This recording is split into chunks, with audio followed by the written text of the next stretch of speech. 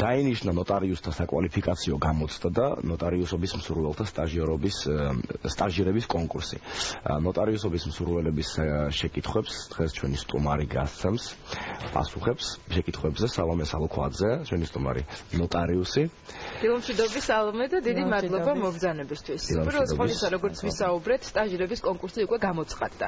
მოდით გვიანბეთ, ანუ როდის არის დაგეგმილი კონკურსი და რას ითვალისწინებს, რა მოუწევთ მსურველებს შესაძლებლად. მოგესალმებით, მივესალმები მაყურებელს. მართალია კი ბატონო, დანიშნულია ნოტარიუსების მსურველთა სტაჟირების კონკურსი. იგი გაიმართება 29 მაისს.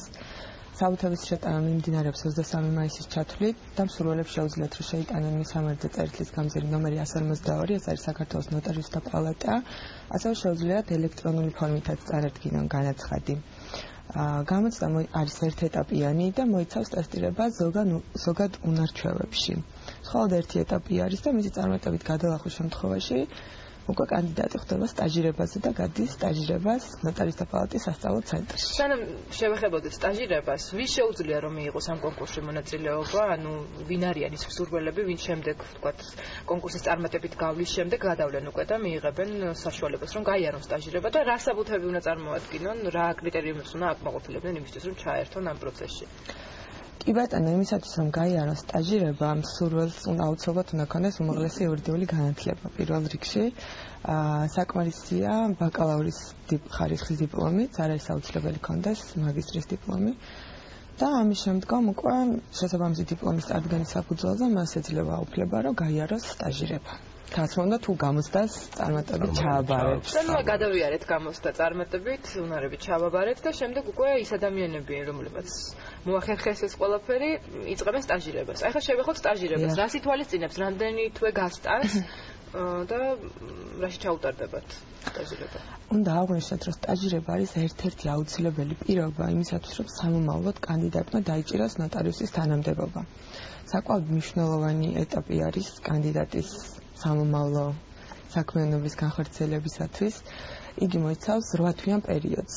მასში შედის როგორც თეორიული სწავლების კურსი, ასევე პრაქტიკული სამუშაოც. თეორიული სწავლების დროს კანდიდატები გადიან და იცნობიან ყველა ძირითად საკანონმდებლო სიახლეს, კანონმდებლობას, თვლიან ბაზას, რაც აუცილებელია სანოტარო მომსახურების განხორციელებისათვის. რაც შეეხება პრაქტიკულ კურსს, პრაქტიკულ კურსს უკვე კანდიდატები გადიან უშუალოდ სანოტარო ბიუროებში, მიმაგრებულები არიან ნოტარიუსებთან. საკმაოდ საინტერესოა პრაქტიკული სამუშაო. თეორიული კურსი, რა თქმა უნდა, ძალიან მნიშვნელოვანია, მაგრამ პრაქტიკულად უკვე იცნობი ყველა იმ ძირითად უნარჩვევას, რაც აუცილებელია ეფექტური მომსახურებისათვის. ეს მოქალაქეებთან ურთიერთობა, სანოტარო აქტების შედგენა, მათი გამართულება, სამართალთან ასე ვთქვათ, შესაბამისობაში მოყვანა და სხვა ყველა ძირითად უნარჩვევებს, რაც საკმაოდ მნიშვნელოვანია და გადგება სამომავლოდ უკვე სანოტარო მომსახურების განხორციელებისას. ანუ ამ სტაჟირების წარმატებული ჩატარების შემთხვევაში ადამიანი ხდება ნოტარიუსი. კი, საკმარისია ეს. აი, მთლად საკმარისიც არ არის.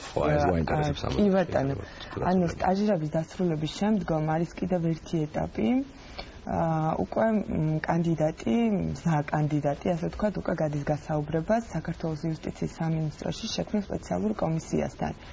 აი თუ კომისიასთანაც გასაუბრება წარმატებით დასრულდა, აი ამ შემთხვევაში უკვე კანდიდატი იკავებს ნოტარიუსის თანამდებობას, მას თანამდებობაზე ნიშნავს იუსტიციის მინისტრი. ანუ ასე მარტივადაც არ ყოფილა საქმე. და ვაკანსიების შესახებ რას გვეტყვით, რამდენს აქვს შანსი რომ მიიღოს ეს პროფესია? ამჟამად საქართველოს ტერიტორიაზე მოქმედებს 227 სანოტარო ბიურო. იუსტიციის მინისტრის ბრძანებით ნოტარიუსების მაქსიმალური რაოდენობა განისაზღვრა 300-ით. შესაბამისად 63 კანდიდატს იურიდიული განათლების მქონეს აქვს იმის რეალური შანსი რომ დაიკავოს ნოტარიუსის თანამდებობა. ეს ამ სტაჟირების გავლის შემდეგ? კი, რა თქმა უნდა, სურვილი რამდენი შეიძლება იყოს, ვინც თქვა ჩაერთვება სტაჟირებაში? შეზღუდულია მაგრამ? არ არის შეზღუდული, ვინც გამოთქვას სურვილს და შესაბამისად სტაჟირების კონკურსს წარმატებით გადალახავს. ამის შემდგომ მას უწევს კიდევ ერთი გამოცდის ჩაბარება, როცა არის ნოტარიუსთა საკვალიფიკაციო გამოცდა. უნდა აღვნიშნოთ, რომ ნოტარიუსთა საკვალიფიკაციო გამოცდის თარიღის ჩანიშვნულია, ეს არის 18 მაისი. და მსურველებს შეუძლიათ რომ მიიღონ მონაწილეობა. სტაჟირების დასრულების შემდეგ, ხო? კი ბატონო, შეუძლიათ მანამდეც ჩააბარონ კანდიდატებმა, არ ეკრძალებათ, შეუძლიათ 8 თვეის სტაჟირების შემდგომ ჩააბარონ. ოღონდ იქ არის უკვე ორი ეტაპი. ის მოიცავს როგორც ტესტირებას ზოგად უნარჩვევებში, ასევე მოიცავს პროფესიულ ნაწილში ტესტირებასაც. ასე რომ კარგად უნდა მოემზადონ საკვალიფიკაციო გამოცდისათვის, საკმაოდ მაღალი დონის გამოცდა, ასე ვთქვათ და საკვალიფიკაციო გამოცდის გადალახულ კანდიდატს უკვე ნამდვილად აქვს იმის უფლება, რომ დაინიშნოს ნოტარიუსად. შეიძლება ვენდოთ. ძალიან დიდი ძაა დასავლელი, სანამ თქვათ იუსტიციის სამინისტროში მივლენ და გაივლიან იმ თავარ გასაუბრებას. აი რა მოხდება იმ გასაუბრებას? აი ამ ხოლმე ეტაპის შემდეგ კიდე რა იქნება, თქო, თუ არის ცნობილი, როგორ შეარჩევენ აი უკვე გადარჩეული კანდიდატებისგან იმ ერთ მთავარს, რომელიც დაიკავებს ნოტარიუსს. აქ ასეთი აი გამოკვეთილი პრიორიტეტები, ასე ვთქვათ, კანონმდებლობაში არ არსებობს, რომელსაც უნდა აკმაყოფილებდე და ამ შემთხვევაში გაქვს 100%-იანი, ასე ვთქვათ, შანსი რომ დაინიშნონ ნოტარიუსად. ხდება გასაუბრება სხვადასხვა სფეროს წარმომადგენლებთან, მათ შორის ფსიქოლოგთანაც, იურიდიული სფეროს წარმომადგენელთანაც და შესაბამისად მათი გადაწყვეტილების საფუძველზე უკვე ინიშნები ნოტარიუსად. შეიძლება რაღაც პირობები ვერ დააკმაყოფილო, შეიძლება კარგად გაიაროს სტაჟირება, საკვალიფიკაციო გამოცდას ჩააბარო, მაგრამ საბოლოოდ რაღაც მაინც ვერ კარგი, და ბოლომდე ამოვწუროთ მაშინ სტაჟირების და კონკურსის თემა. 29 მაისს დაიწყება კონკურსი და უკვე კონკურსიდან რამდენ დღეში დაიწყება სტაჟირება? 29 მაისს არის უკვე გამოცდა. გამოცდის შემდგომ შესაბამისად განისაზღვრება ბარიერი, რომლის გადალახვის შემთხვევაშიც კანდიდატები მოხვდებიან სტაჟირების ასე ვთქვათ 8 თვიან პერიოდზე. და სტაჟირება დაიწყება დაახლოებით 1 თვის პერიოდში, მაქსიმალური ვადა არის 1 თვე. საკმაოდ საინტერესო. მაქსიმალურად. კარგი, შევეხოთ ერთ პრობლემატურ საკითხს. რეგიონებში არ არსებობს სანიტარო ბიუროები, ამიტომ მათ იმ ადამიანებს, რომლებიც რეგიონებში ცხოვრობენ, უწევთ ქალაქში ჩამოსვლა. თუ არის ამ პრობლემის მოგვარების მხრივ რაიმე სიახლეები? კი, რა თქმა უნდა, არის სიახლეები. იუსტიციის სამინისტროს და ნოტარიუსთა პალატის პრიორიტეტს წარმოადგენს მაღალმთიან და დაბალშემოსავლიან რეგიონში ნოტარიუსის მომსახურების ხელმისაწვდომობა. უნდა აღინიშნოს, რომ წელს დანიშნული 5 ნოტარიუსიდან 4 დაინიშნოს სწორედ რეგიონში. შესაბამისად, თიანეთს, თერჯოლას, წყალტუბოს და მარნეულს უკვე ყავთ ნოტარიუსები. შესაბამისად, მოქალაქეებს აღარ მოუწევთ სხვა რეგიონისათვის მიმართვა სანიტარო მომსახურების მისაღებად. ნოტარიუსების დანიშვნისას უნდა აღინიშნოს, რომ ამჟამად აქცენტი კეთდება ისეთ რეგიონებზე, სადაც სანიტარო ბიუროები არ არსებობს. არის ასეთი რეგიონები დარჩენილი, რა თქმა უნდა, საქართველოში, ასეთი 9 რეგიონია ამჟამად. მათ ჩამონათვალში შედის, რაც მახსოვს, მესტია, ქედა, ლანჩხუთი, ასევე ვანი, ასპინძა. ეს რეგიონები ამ ეტაპზე სამწუხაროდ ვერ სარგებლობენ სანიტარო მომსახურებით, მაგრამ როგორც აღნიშნე, პრიორიტეტი არის ის, რომ ამ რეგიონებში დაინიშნოს ნოტარიუსი.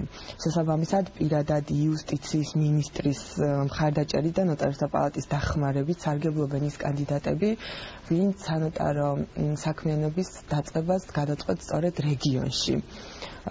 არის გამოყოფილი გარკვეული სახის დახმარებები, მაგალითად ნოტარიუსთა პალატა ეხმარება როგორც მატერიალურად სტაჟირების პერიოდში, ასევე შემდგომში სანიტარო ფართის მოძიებაში, სანიტარო ბიუროს აღჭურვაში თანამედროვე ტექნოლოგიებით, რაც აუცილებელია სანიტარო მომსახურების ეფექტურად განხორციელებისათვის.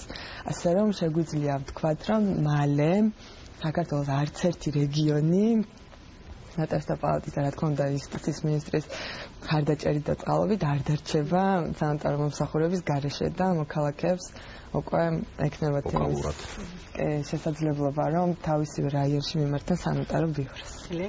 ძალიან კარგი საინტერესო სიახლეებია.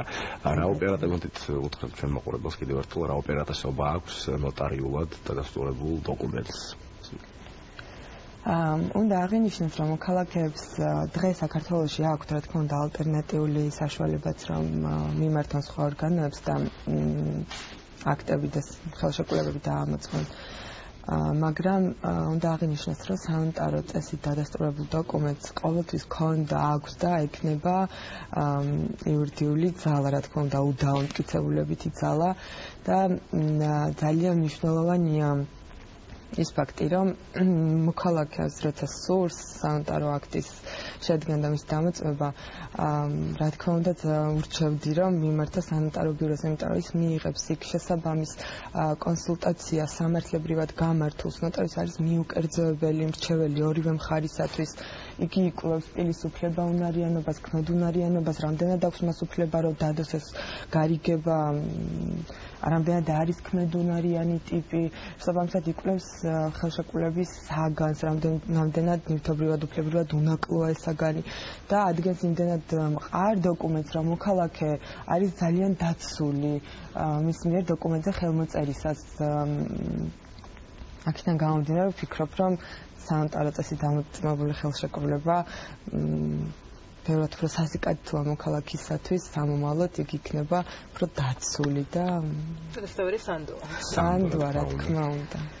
ძალიან დიდი მადლობა მოგზაურობისთვის, რომ მოქალაქეებს მიეც საჭირო რჩევები, გაგვაცანით სიახლეები და სრულად მოგვაწოდეთ ინფორმაცია ამ კონკურსის და შემდგომ უკვე სტაჟირების შესახებ. დიდი მადლობა მოწვევისთვის. ძალიან დიდი მადლობა.